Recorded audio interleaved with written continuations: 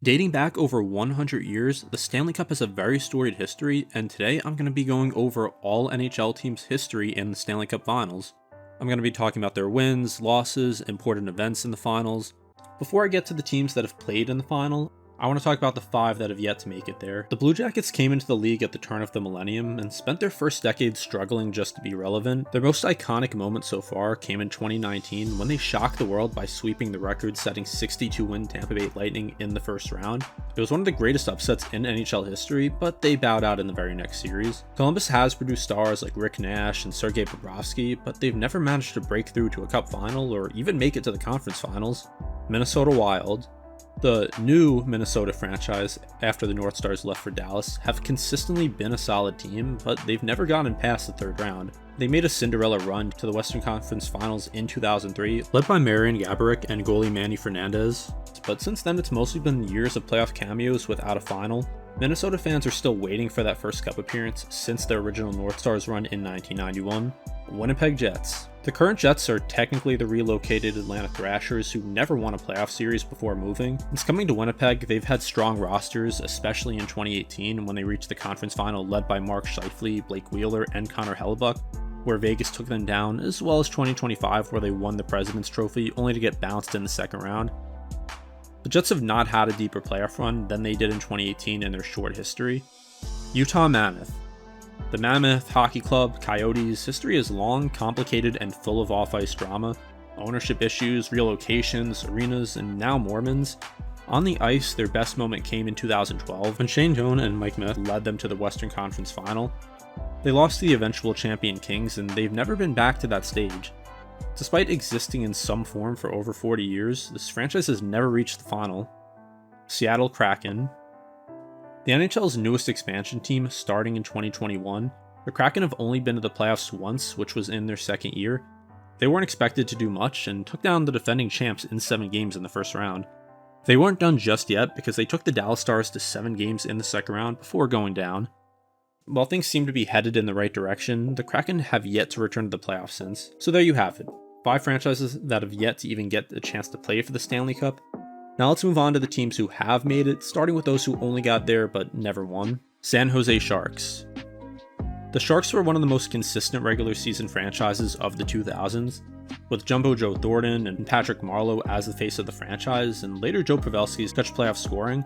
San Jose always looked like a cup contender, but for years, their reputation was built on heartbreak. 2009's President's Trophy team ousted in the first round, the 2014 collapse against the Kings after being up 3-0 in the series, fans just called it Sharks hockey. Then came 2016, the team finally put all those ghosts behind them and bulldozed through the Western. Thornton, at 36 years old, got the deep playoff run people had been begging for, and Pavelski became captain clutch with a playoff-leading 14 goals. In San Jose, the Shark tank was deafening, teal towels waving like never before, but in the final they drew the Pittsburgh Penguins, fast, relentless, and loaded with Sidney Crosby, Evgeny Malkin, and of course Phil Kessel.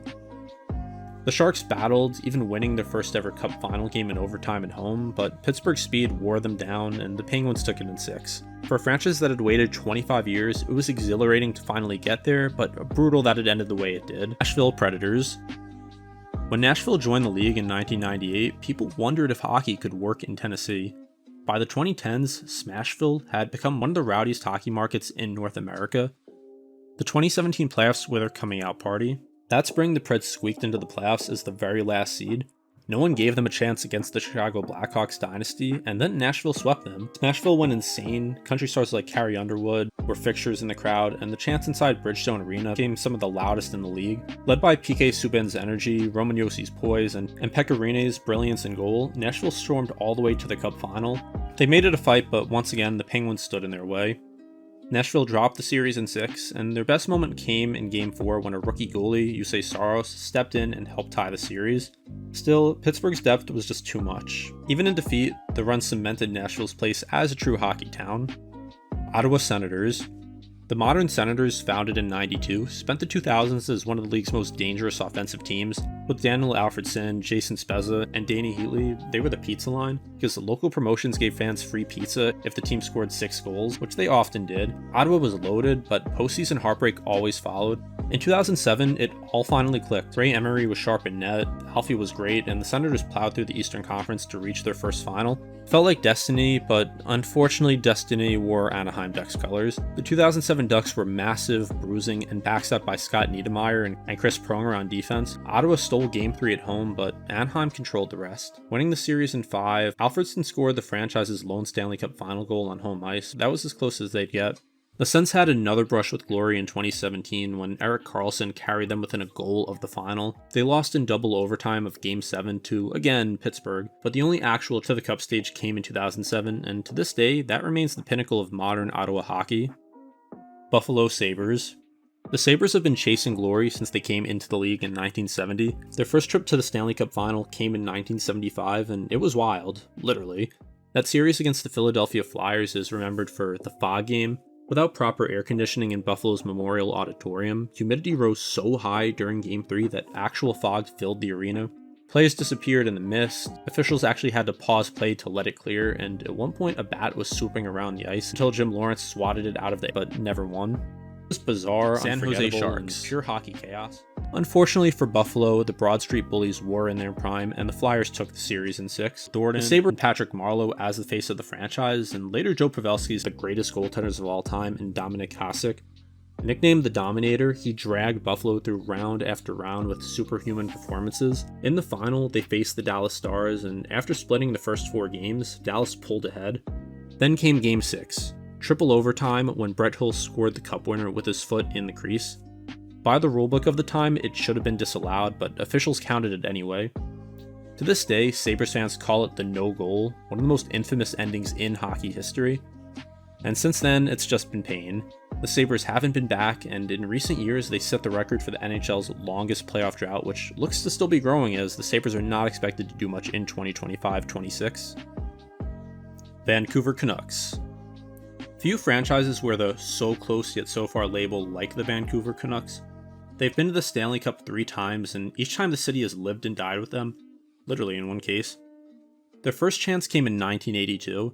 The Canucks were massive underdogs, barely above 500 in the regular season, but goalie King Richard Brodeur went on a heater, and Vancouver upset Calgary and Chicago to reach the final. The magic ended there, though, as the dynastic New York Islanders swept them en route to their third of 4 straight cups. In 1994, Vancouver was back, this time led by Pavel Bure, Trevor Linden, and goalie Kirk McLean. That run captured the city's heart, especially Bure's electric overtime winner against Calgary in the first round.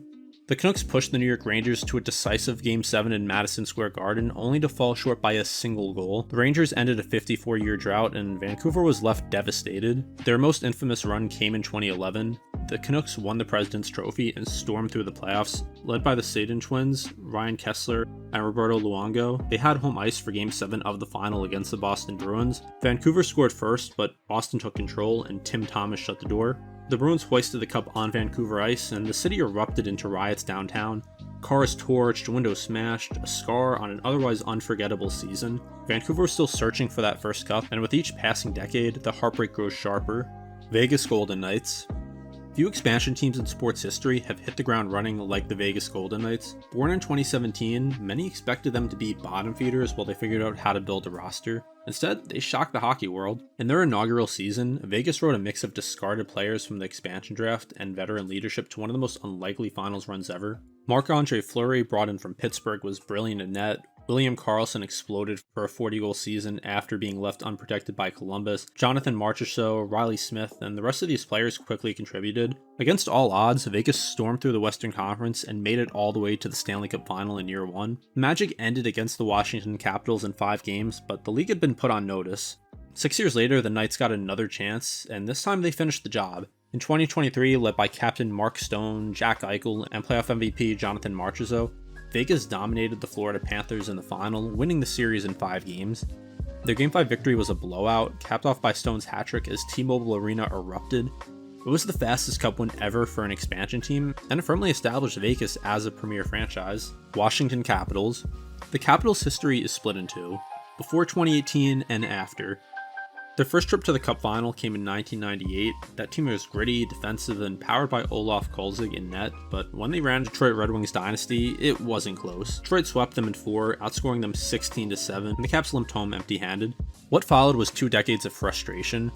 Defined by one man, Alex Ovechkin, drafted first overall in 2004, Ovechkin became one of, if not the greatest goal scorers the sport has ever seen, and just broke Gretzky's record last season. He won MVPs, Brachet Richard, and transformed the franchise into a perennial contender. But every spring the story was the same. Playoff collapses, usually against Sidney Crosby and the Penguins. Ovechkin was unfairly branded a choker. Then came 2018. The Caps broke through Pittsburgh, beat Tampa in a grueling 7-game series, and reached the final again. This time against the Vegas Golden Knights, who I just went over, and like I said, in 5 games, Washington finished the job. Ovechkin lifted the cup and delivered one of the most famous celebrations in NHL history. Anaheim Ducks. No franchise has a stranger origin than the Ducks. Born out of Disney's Mighty Ducks movie franchise, Anaheim started as a marketing gimmick in 1993. By 2003 though, they built a legitimate team. That year, Paul Kariya, Adam Oates, and Mike Babcock behind the bench helped drag Anaheim to their first final. Goalie Jean-Sébastien Giguère was nothing short of spectacular. In fact, so spectacular that he won the Conn Smythe as playoff MVP despite the Ducks losing. In Game 6 against New Jersey, Kariya scored a famous goal just minutes after being knocked out by a brutal hit. But New Jersey closed the series in Game 7 and Anaheim was denied. They wouldn't have to wait long. By 2007, Anaheim had rebranded, dropping Mighty, and built a bruising powerhouse. Scott Niedermayer and Chris Pronger patrolled the blue line. Teemu Selanne finally got his chance at glory, and Ryan Getzlaf and Corey Perry were the next generation coming into their own. In the final, Anaheim overpowered Ottawa in 5 games, delivering California's first Stanley Cup championship. Since then, Anaheim has been up and down, but that 2007 run remains iconic. Proof that a team born from Hollywood could make real hockey history. It's also weird seeing Corey Perry actually on the winning side in the Stanley Cup Finals. Carolina Hurricanes. The Hurricane story is one of reinvention. Born as the Hartford Whalers, the franchise relocated to Raleigh in 1997 and took a few years to find its footing. By 2002, they were surprising people. Led by captain Ron Francis and goalie Artur Irbe, they reached the Stanley Cup Final, only to fall to the Detroit Red Wings in 5 games. Then came 2006. A season that rewrote everything. Rookie Eric Stahl emerged as a superstar, Rod Brind'Amour was the heart and soul captain, and Cam Ward, no, not that Cam Ward, a 22-year-old rookie goalie, came out of nowhere to backstop them to glory. The final against the Edmonton Oilers went the distance, all 7 games, and Game 7, on home ice, Justin Williams sealed it with an empty netter, and the RBC Center erupted. Ward won the Conn Smythe, Brind'Amour lifted the cup, and Carolina became the first major pro sports team to bring a championship to the state. Since then, the Canes have developed into a model of consistency under Rod Brind'Amour, this time behind the bench. They've had strong teams in the 2020s, but have failed to make it back to the cup. They just ended a 15-game losing streak in the conference finals, but still lost in 5 to the eventual champion Panthers just a few months ago. Dallas Stars. The Stars' tale spans 2 cities. As the Minnesota North Stars, they reached the final twice, losing in 1981 and 91.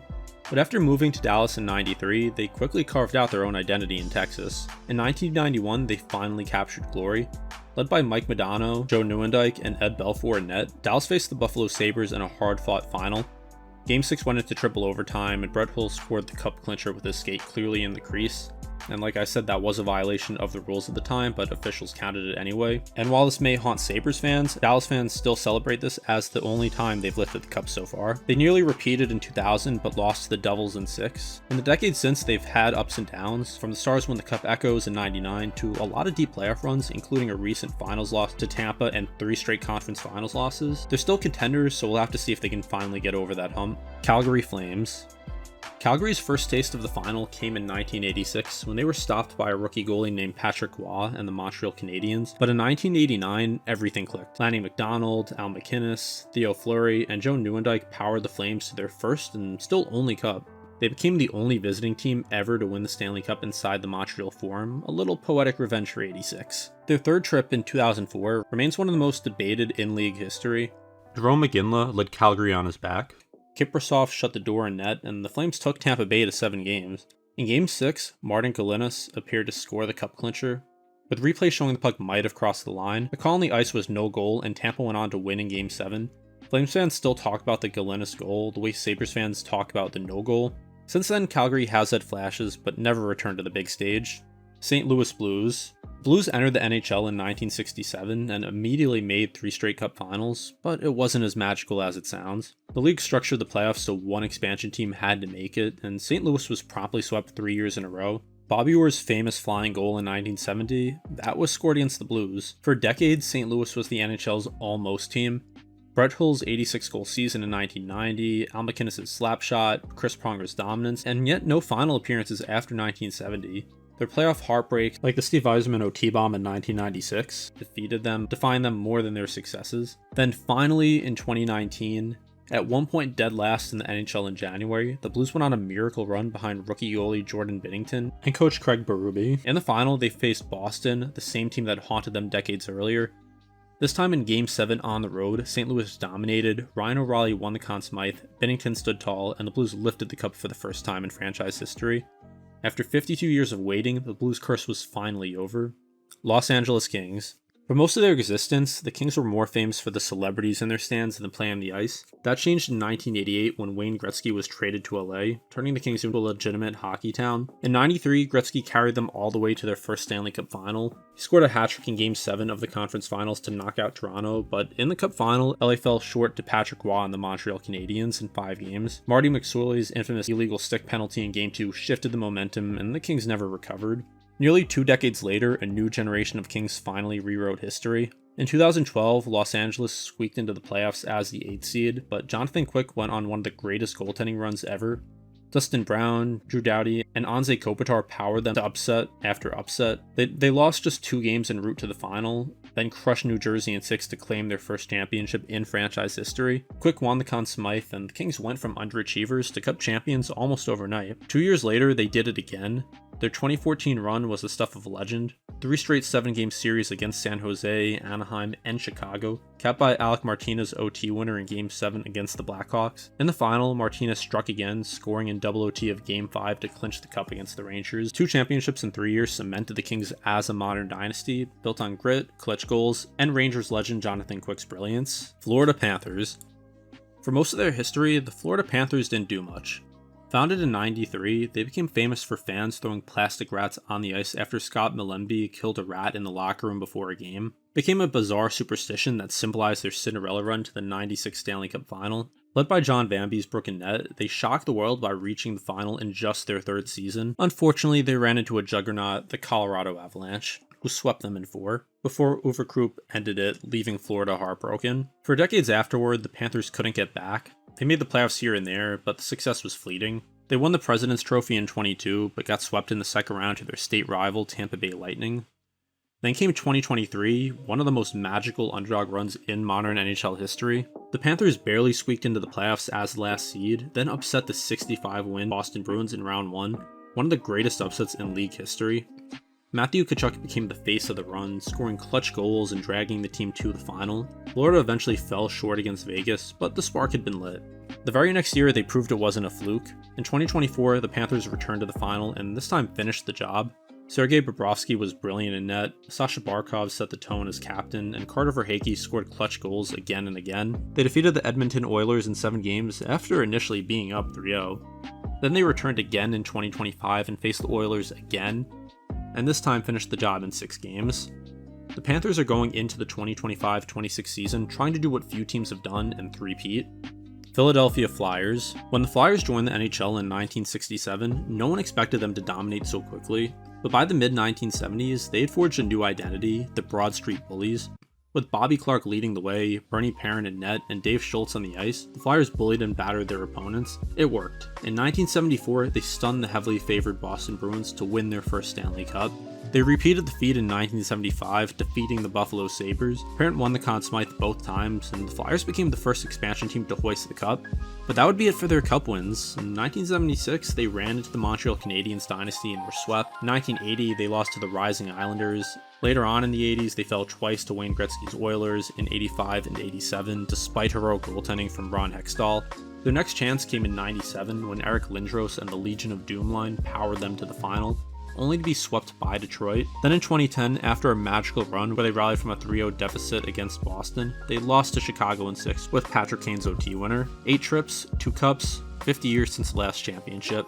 Colorado Avalanche. The Avalanche may have the most efficient cup history in the league. 3 trips and 3 championships. Their very first season in Colorado in 95 and 96 ended in glory. The franchise had just relocated from Quebec City, and with Joe Sakic, Peter Forsberg, and newly acquired Patrick Roy in net, the Avs became instant contenders. They tore through the playoffs and swept the Florida Panthers, clinching with Krupp's triple overtime goal. Colorado became the first team in NHL history to win a championship in its debut season in a new city. In 2001, the Avs reached their peak. That team was built to win one thing, a cup for Ray Bourque, the legendary defenseman who never won anything in his 22-year career. With Sakic at his peak, Forsberg and Milan Hajduk providing offense, and Waugh still dominant in net, Colorado defeated the defending champion Devils in 7 games. When Sakic received the cup and immediately handed it to Bourque before lifting it himself, it became one of the most iconic images in NHL history. After years of rebuilding, Colorado returned in 2022 with a new generation. Nathan MacKinnon, Mikko Rantanen, Gabriel Landeskog, and Cale Makar, who won the Conn Smythe. They led a powerhouse squad that dethroned the back-to-back champion Tampa Bay Lightning in 6 games. It was fast, dominant hockey, and a passing of the torch to the league's next great team.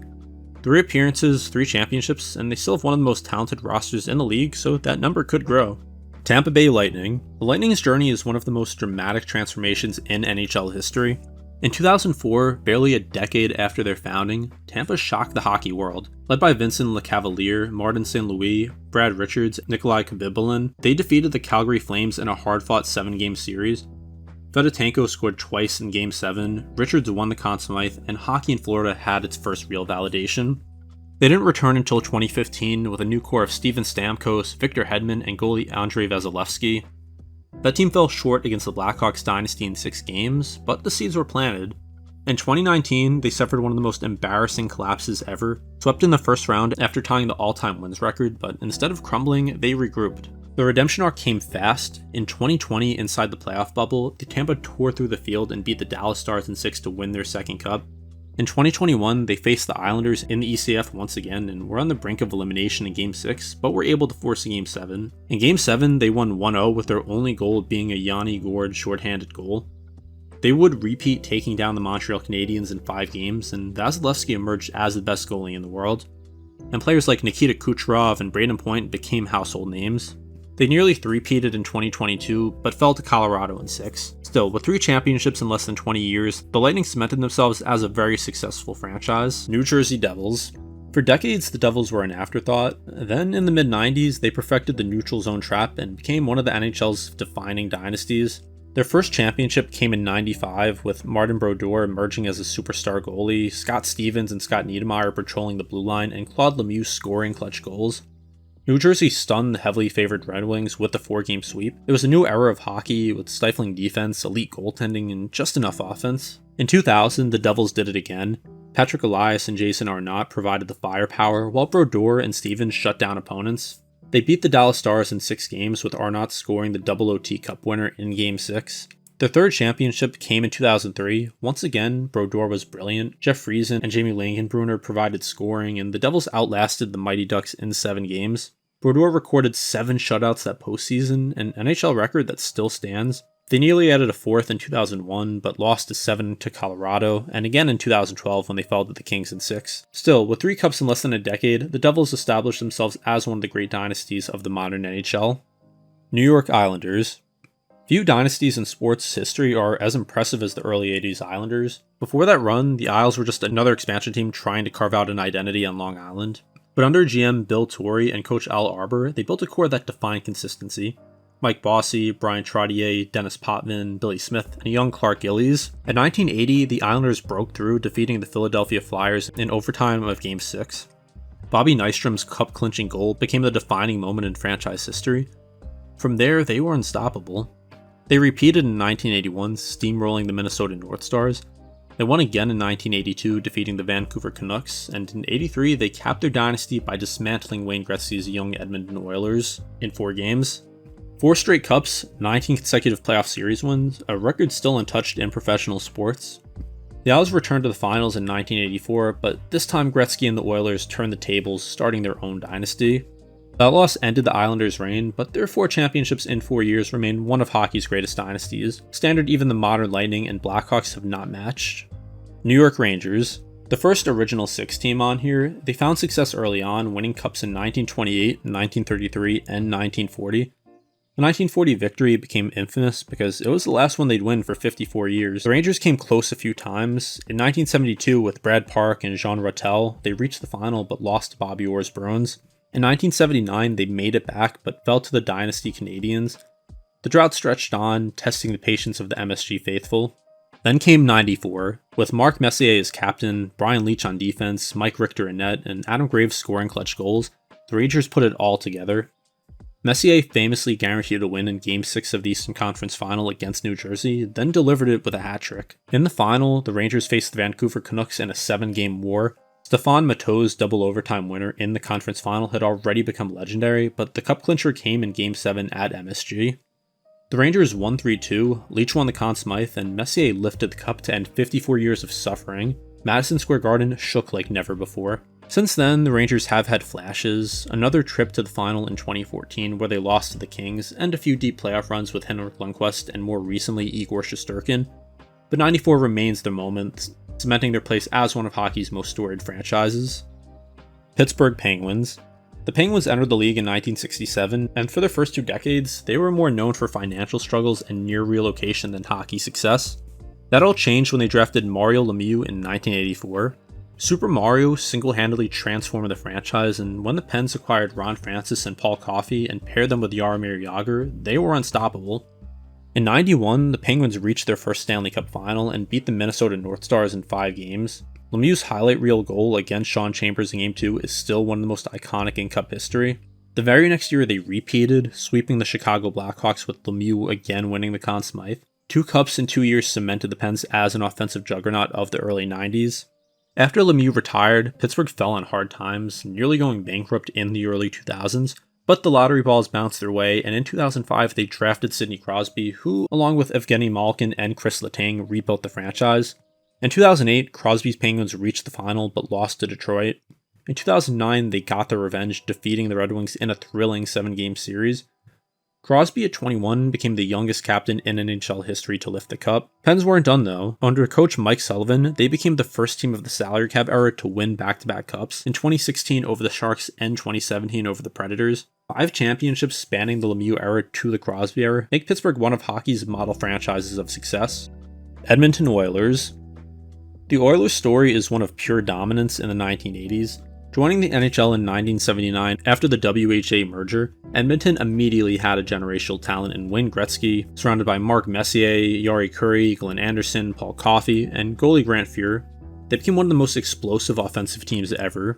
In 1983, they reached their first final, but the veteran Islanders swept them. That loss was the perfect lesson, and the end of the Islanders dynasty signaled the start of Edmonton's. The very next year, Gretzky and company crushed the competition, beating the Islanders in 5 to win their first Stanley Cup. They repeated in 85, dominated again in 87, and won one more time in 88, sweeping the Boston Bruins. Then came the trade. In 1988, Gretzky was shockingly dealt to the Los Angeles Kings, and many thought Edmonton's run was over. Instead, in 1990, the Oilers proved they were more than one man. Led by Messier, Craig McTavish, and Bill Ranford at net, Edmonton beat Boston again to win their 5th Stanley Cup in 7 years.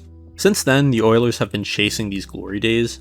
They came close in 2006, falling to Carolina in a heartbreaking 7-game final. With Connor McDavid and Leon Draisaitl now leading the way, Edmonton has been back to the Cup Finals the past 2 years, but has lost to the Panthers both times.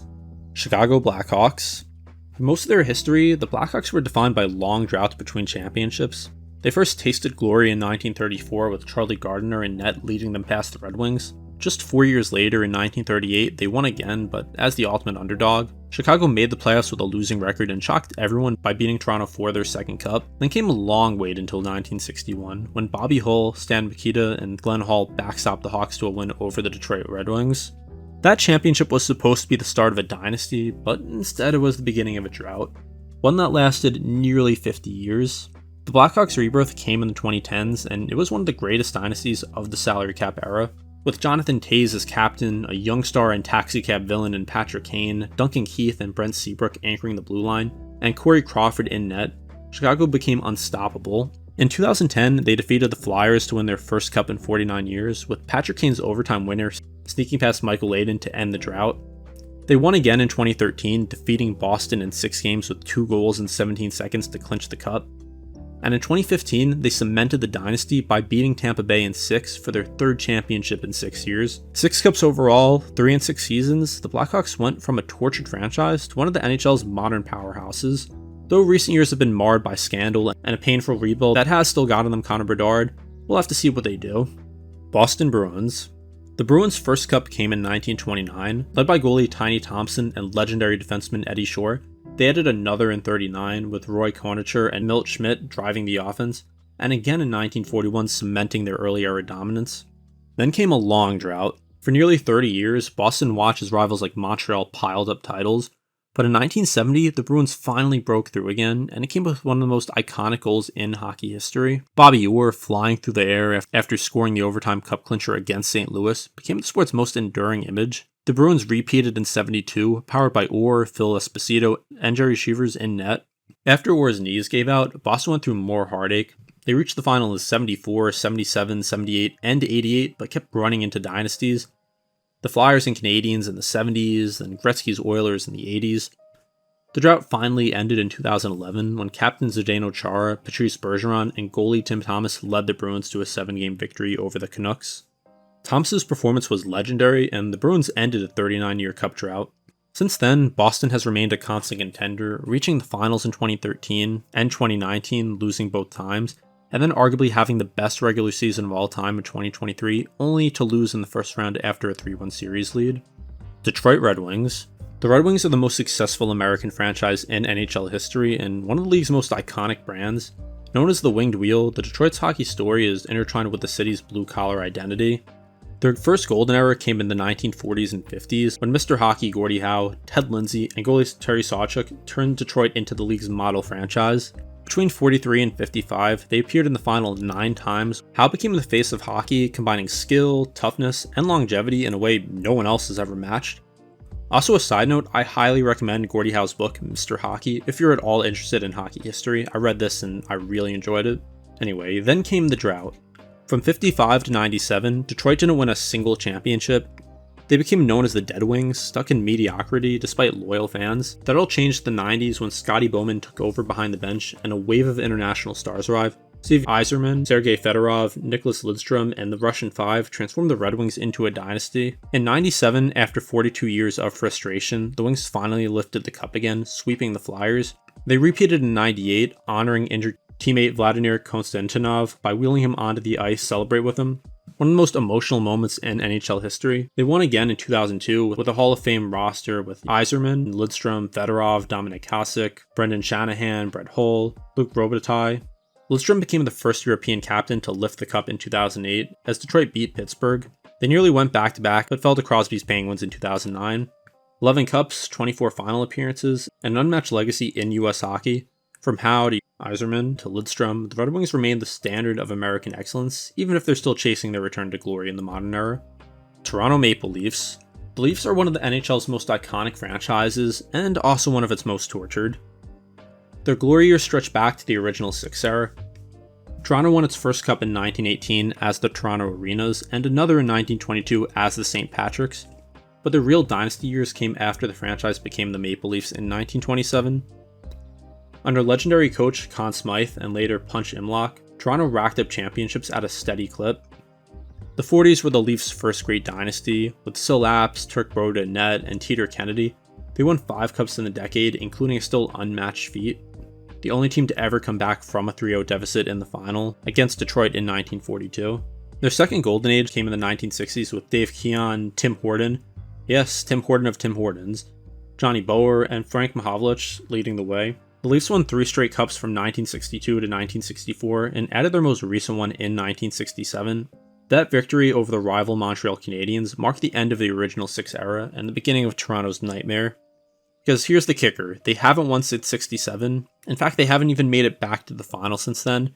They've had constant disappointment, Game 7 losses, especially to the Bruins. Generational talents like Matt Sundin, Doug Gilmour, and now Austin Matthews have carried the franchise at times, but none have been able to bring them back to the cup. 13 championships is second only to Montreal, but the Leafs drought is almost 60 years and counting. And finally, the Montreal Canadiens. No franchise in hockey, and arguably all of sports besides the New York Yankees, can match the Montreal Canadiens' history. The Habs are hockey royalty with a record 24 Stanley Cups. For generations, Montreal wasn't just the sports capital, it was the dynasty that defined entire eras. Their first cup came in 1916, before the NHL even officially existed. By 1940s, they were led by the Rocket Maurice Richard, whose scoring title and fiery personality turned him into a cultural hero for French Canadians. The Richard Riot in '55 was more than a hockey event, it was a turning point in Quebec's social history. In the 50s, Montreal was untouchable, winning 5 straight cups from 56 to 60 under coach Toe Blake, and with legends like Richard Beliveau, Doug Harvey, and goalie Jacques Plante, who revolutionized the position by wearing a mask. In the 1970s, they built another dynasty. Guy Lafleur, Ken Dryden, Larry Robinson, and Serge Savard powered the Habs to 4 straight cups from 76 to 79. 76-77 Canadiens are still considered one of the greatest teams in NHL history, losing just 8 games in regulation. Even in the 1980s, as dynasties shifted to the Islanders and Oilers, Montreal stayed relevant. In '93, Watt did it again. It remains the last championship by a Canadian team, and Watt's 10 straight overtime wins that spring remain one of the greatest goaltending feats ever. Since then, it's been a mix of hope and heartbreak. Montreal reached the final in 2021, arguably being the worst finals team of all time, and they made it as the Western team because of how it was set up that year, which would never happen in a normal year, so it was just an odd season. They would fall to Tampa Bay, and that's their most recent appearance. Still, the Canadiens' 24 cups are a mountain no other team has even come close to climbing. And that's the video. I hope you appreciated all the work I put into this video. It took a lot of time to research, write, and edit, so be sure to like and subscribe as it really helps me out. And also be sure to check out my other content. Thank you for watching Hockey Domain, and I'll see you next time.